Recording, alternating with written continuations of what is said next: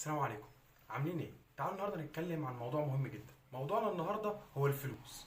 بس قبل ما نتكلم عن الفلوس تعال نرجع بالزمن ورا شويه.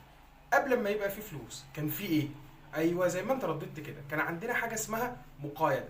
يعني ايه كلمه مقايضه؟ المقايضه سهله وتقريبا كلنا عارفينها، ان احنا بنبدل حاجتنا مع بعض.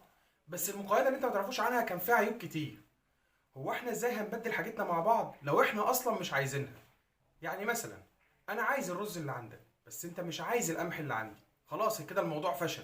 كمان احنا ما كناش نعرف نخزن السلع دي فترات طويله، فهنا بدأ الناس تفكر بطريقه تانية.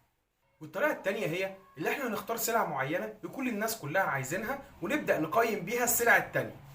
وهنا اتجه انظارهم للمعادن، وبدأنا نشوف السلع دي في مجتمعات كتير، لا اما ذهب لا اما فضه لا اما نحاس، وانتشر التعامل بيهم بين الناس. عشان الدول تضمن نقاء المعادن ديت بدأت تختمها وتبين درجة نقائها، وهنا بدأ يظهر معايا العملة المعدنية وبدأ التعامل بها يزيد، وبالتالي بقى يظهر ناس معاهم عدد كبير من العملات دي.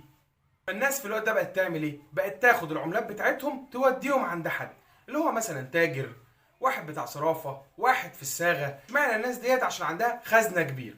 نضمن حقنا ازاي؟ طبيعي انا هديك الذهب، انت هتكتب لي وصل اللي انا استرد الذهب بتاعي في اي وقت، وانا اتعامل بالوصل ده مع الناس. مع الوقت التعامل بالوصلات ده بقى في كل حته، والناس بقت التعامل بالوصل اسهل من المعدن. ليه؟ المعدن ممكن يقع منهم، ممكن يضيع، ممكن حد يسرقهم. لا، انا ماشي بورق صغير والورق الصغير ده عليه قيمته من المعادن. دي بقى الاهم نقطه. جيت الدول مره وحكومات الدول قالت لك بس استنى كده، اللي هيطبع الورق ده البنك بس، عشان كده بنسميه ورق البنكنوت.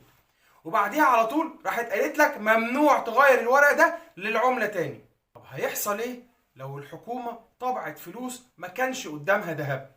ومن هنا بيجي مصطلح كبير قوي اسمه التضخم. والتضخم احنا كلنا بنعاني منه دلوقتي. بنروح نشتري الحاجه بنلاقي الحاجه سعرها بيزيد كل يوم، وده معناه ان احنا معانا فلوس بس الفلوس دي ملهاش قيمه.